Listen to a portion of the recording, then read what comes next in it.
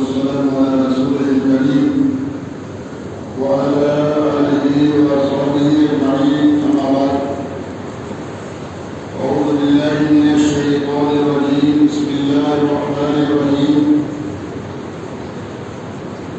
يعلمون ظاهرا من الحياة الدنيا وهم عن الآخرة هم غافلون. صدق الله العظيم. وقال رسول الله صلى الله عليه وسلم: الدنيا مزرعة الآخرة، أو كما قال عليه الصلاة والسلام. ہماری نماز ادا ہوگی.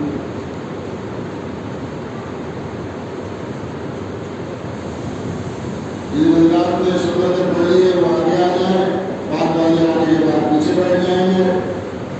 بچے کنارے اور صاحب پیچھے ہو جائیں. بچوں کے ساتھ پیچھے بنا دو. بچوں پیچھے چلے جاؤ، آپ لوگ آگے آ جاؤ. آگے آ جاؤ بھائی، آگے آ جاؤ.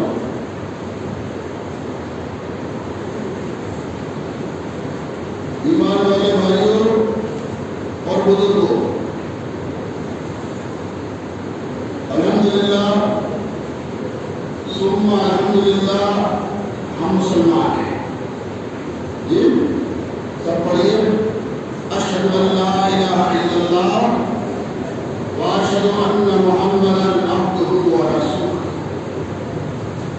ہم ایمان لائے ہیں ایک اللہ پر، اور ہمارے رسول ہیں محمد رسول اللہ صلی اللہ علیہ وسلم. ایمان لانے کے بعد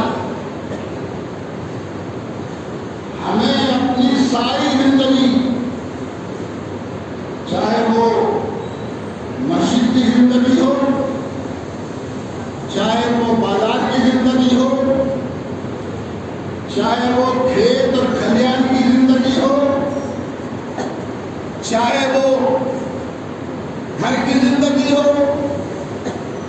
چاہے زندگیوں میں خوشیاں ہوں، چاہے زندگیوں میں اللہ نہ کرے تکلیف اور پریشانیاں ہوں، اب ایمان لانے کے بعد ہمیں اپنی ساری زندگی، یوں کہہ لیجیے، ماں کی گود سے لے کر دوسری کون سی گود ہمارا انتظار کر رہی ہے؟ کوئی بتائے گا؟ شاباش. ماں کی گود سے لے کر قبر کی گود میں جانے تک کی ساری بیچ کی زندگی اب ہمیں اللہ اور اللہ کے رسول صلی اللہ علیہ وسلم کے حکم کے مطابق گزارنی ہے. تبھی ہماری دنیا بھی بہتر بنے گی، اور تبھی ہماری مرنے کے بعد آخرت بھی بہتر بنے گی. اگر ایک مسلمان، اگر کوئی مسلمان اپنی زندگی اللہ اور اللہ کے رسول صلی اللہ علیہ وسلم کی تعلیم کے خلاف گزار رہا ہے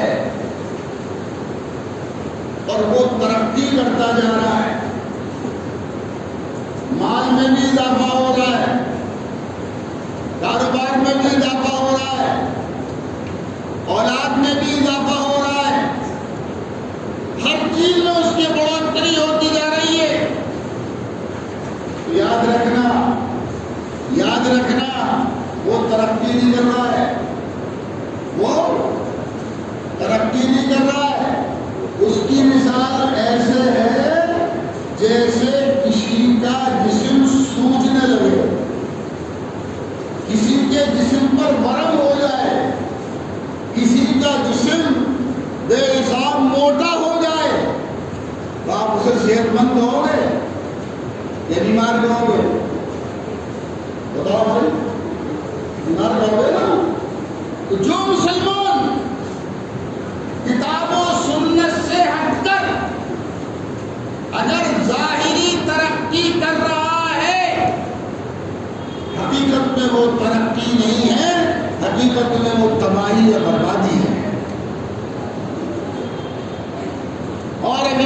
مسلمان کتاب و سنت پر قائم ہے، اسی پر چل رہا ہے، اسی پر جی رہا ہے، اسی پر وہ اپنی زندگی گزار رہا ہے اور اسی پر مرنے کی تیاری کر رہا ہے، اور اگر اس کی زندگی میں تھوڑی سی تنگی بھی نظر آئے، پریشانی بھی نظر آئے، دشواریاں بھی نظر آئے، بیماری بھی نظر آئے، تو اس کو آپ ایسے سمجھیے جیسے سخت مئی اور جون کے مہینے میں، سخت گرمی میں ایک مزدور دھوپ میں مزدوری کر رہا ہے، پسینہ ہو رہا ہے، اور آپ اس سے جا کر کہو کہ بھائی اتنی گرمی ہو رہی ہے، سخت ترین دھوپ ہے، تم پسینے پسینے ہو رہے ہو، جاؤ گھر جا کے اپنے آرام کرو، تو آپ کی بات مانے گا؟ وہ مزدور جو دن بھر کماتا ہے، شام کو اس کے گھر میں چولہا جلتا ہے اور پھر اس کے بچے پیٹ بھر کے کھانا کھا کے سوتے ہیں، ابا کی مزدوری کے انتظار میں رہتے ہیں، وہ مزدور آپ کا مشورہ مانے گا؟ کیوں بھائی نہیں مانے گا؟ بس اللہ اور اللہ کے رسول صلی اللہ علیہ وسلم کی تعلیمات کے مطابق زندگی گزارنے کے بعد اول تو دنیا میں تنگی آنے کا کوئی سوال ہی نہیں ہے، اس لیے کہ وعدہ نصرت کا وعدہ اللہ کا ہے، مدد کا وعدہ اللہ کا ہے، برکت کا وعدہ اللہ کا ہے، سکون کا وعدہ اللہ کا ہے، اور اللہ کا وعدہ الیاذ باللہ غلط نہیں ہو سکتا۔ اس کے باوجود بھی اگر مصلحتاً اللہ کی مرضی ہے اس کے ساتھ کیا فیصلہ کرے، اگر زندگی میں تنگی بھی آ رہی ہے تو وہ اس مزدور کی طرح ہے جو دنیا میں پسینہ بہا کر دن بھر مزدوری کر کے شام کو اپنے گھر میں چولہا جلا کر اپنے بچوں کا پیٹ بھر رہا ہے، اس مومن کی مثال اس مزدور کی طرح ہے جو دنیا میں مشقت اور پریشانیاں دشواریاں اٹھا کر اسلام پر قائم ہے، ایمان پر قائم ہے، قرآن کریم پر قائم ہے، سنتوں پر قائم ہے، شریعت پر قائم ہے، سچائی پر قائم ہے، امانت داری پر قائم ہے، دیانت داری پر قائم ہے، صراط مستقیم پر قائم ہے، لیکن جیسے ہی وہ اس دنیا سے رخصت ہوگا، جیسے ہی اس کی زندگی کی شام ہوگی، اس کو موت آئے گی، جو ہم سب کو آ رہی ہے، تو موت ادھر موت آئے گی، ادھر اسے بشارت کیا ملے گی، ادھر اسے اللہ کی طرف سے خوشخبری کیا ملے گی، خوشخبری ملے گی، یا ایتھا النفس المطمئنہ، اے ہمارے فیصلوں پر راضی رہنے والے ایمان والے بندے، اے اللہ کے فیصلوں پر راضی رہنے والی ایمان والی بندیوں، تم نے ہماری اطاعت اور فرما برداری کا دامن کسی حال میں بھی نہیں چھوڑا، سخت ترین دشواری اور پریشانیوں میں نہیں چھوڑا، اب تم سن لو، ارجعی الی ربک راضیۃ مرضیہ، اب تم دنیا سے جو آ رہے ہو نا، تو اب تم خوشی خوشی آ جاؤ، خوشی خوشی آ جاؤ، اور فادخلی فی عبادی، میرے محبوب، اللہ فرما رہے ہیں، قرآن کی آیت کا ترجمہ کر رہا ہوں میں آپ کے سامنے، میرے محبوب میرے بندوں میں داخل ہو جا، میری محبوب میری بندیوں میں داخل ہو جا، اور جب تجھے میں نے اپنے کنبے کا، اللہ کہہ رہا جب میں نے تجھے اپنے کنبے کا بندہ اور بندی بنا لیا تو فادخلی فی عبادی وادخلی جنتی، میری جنت میں داخل۔ اب یہ بشارت دی جائے گی کہ ایسے سو جاؤ، ایسے جیسے ایک نئی نویلی تھکی ہوئی دلہن آرام کرتی ہے. اگلے دن صبح کو نئی نویلی دلہن کو اٹھاتے نہیں ہیں. رات بھر کی تھکی ہوئی ہے, اسے آرام کرنے دو.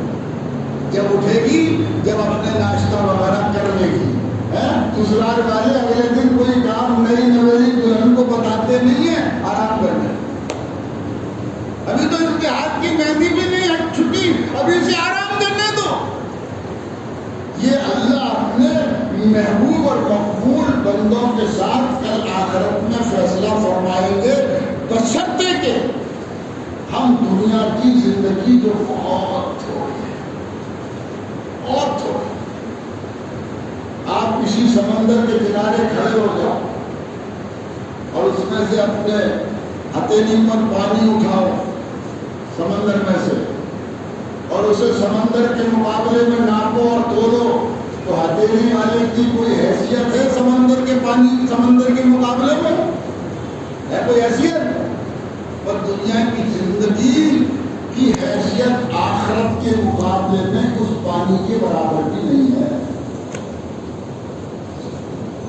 اتنی بھی حیثیت. ہم مسلمان ہیں, میں نے شروع میں عرض کیا, اللہ پر ہمارا ایمان ہے, حضور اکرم صلی اللہ علیہ وسلم پر ایمان ہے, آپ کی تعلیمات پر چلنا ہم پر فرض ہے, لیکن ہماری اکثریت اس سے غافل ہے. ویسے تو ہم سب کا ایمان بھی ہے, مشاہدہ بھی ہے, یقین بھی ہے, تجربہ بھی ہے, اور ایسا تجربہ ہے کہ دنیا میں کوئی اس کا انکار نہیں کر سکتا. کیا سنو تو بات دیتے ہیں, سنو تو بات دیتے ہیں. اچھا بھائی ایک منٹ سن لو, پھر بات ختم کرنا, پھر پڑھ لینا سننا. ویسے تو تجربہ بھی ہے, ان ہاتھوں نے جب کتنوں کو قبر میں پہنچایا ہے, ان کندھوں نے پہنچایا ہے, لیکن کرونا وائرس نے تو اور بھی زیادہ سب ہمیں سمجھا دیا. گھر سے جگہ دو گھر تو گھر نہیں اڑ رہے, لیکن ہماری غفلت میں کوئی کمی ہے. بس یہی فکر آپ کو دینا چاہ رہا تھا. اللہ نے قرآن حکیم میں خود شکایت فرمائی ہے, اللہ نے شکایت فرمائی ہے, یعلمون ظاہرا من الحیات الدنیا, ہم سب دنیا کی زندگی جو فنا ہونے والی ہے اس کے تو سب مائل ہو رہے ہیں, اس میں سب مٹے بیٹھے ہیں, اور آخرت جو ہمیشہ رہنے والی ہے اس سے سب غافل ہیں. اللہ تعالیٰ اس غفلت کو دور کرتا ہے. اور فرمایا حضور اکرم صلی اللہ علیہ وسلم نے, الدنیا مزرعۃ الآخرہ, دنیا آخرت کی کھیتی ہے, ہم جو بوئیں گے وہاں کاٹیں گے, اچھا بوئیں گے اچھا کاٹیں گے, اللہ نہ کرے خراب بوئیں گے تو کیا کریں گے بھائی؟